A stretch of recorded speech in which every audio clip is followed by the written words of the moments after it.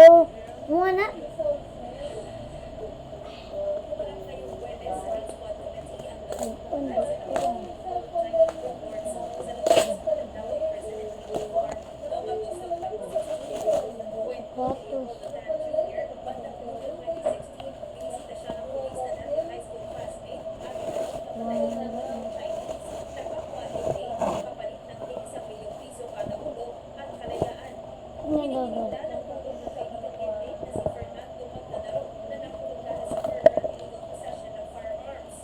Sinabi niya na may pagkakataon at may basbas sa taas. Igalan mama ko. Masaman. Ano? Masa gani? Ikita gani. Ako ah. Eh. Bala ka eh. Hindi daw.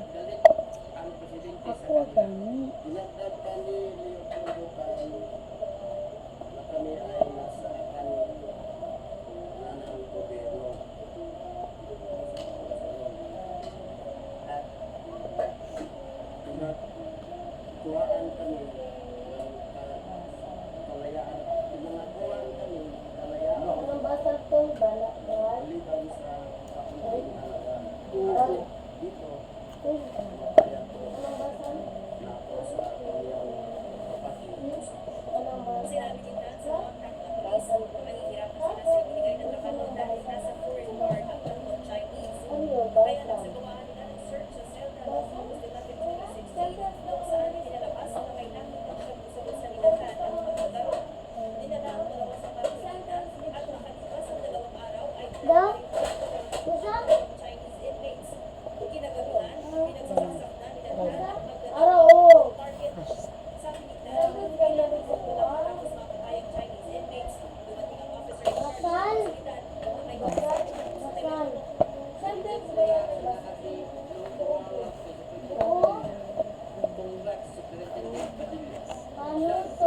Para sa bote na mo. Ha?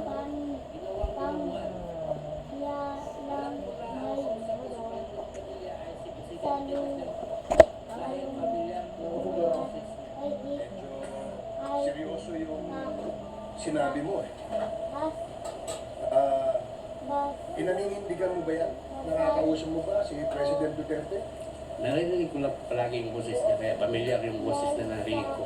Naka-speakerphone ba? Ay, pinindot ko siya para Tatlo to. mag-speaker on.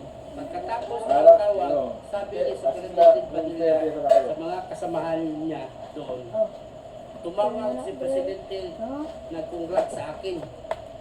Dahil sinabi ito ni Secretary Padilla, kaya lalo ako napaniwala na ang tumawag sa kanya ay si President Duterte. Makalipas ang 2 araw, dumating naman ang ipinangakong pera na ipinaabot nila sa kanilang asawa, sabi ni Tan.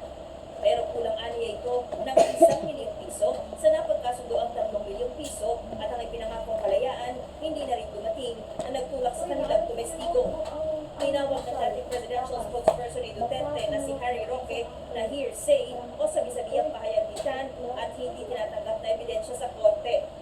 Para naman kay Attorney Salvador Panelo na dating Chief Presidential Legal Counsel ni Duterte, bahagi ang mga pahayag ni Tan ng aniyay isang demolition job na pakanaon-ano ng mga kaaway ng dating Pangulo. Iimbitahan ng House Quad Committee si Duterte para marinig ang kanyang panig. Mananatili naman muna sa kustodiya ng Kamara sina Tan at Magdadaro hanggang matapos ang pagdinig ng House Quadcom. Vivian Bulia, ABS-CBN News. Samantala na cite in contempt ng House Quad Committee si dating presidential spokesperson Harry Roque dahil sa umano'y pagsisinungaling sa kanyang pagliban sa pagdinig ng komite noong August 16. Matatanda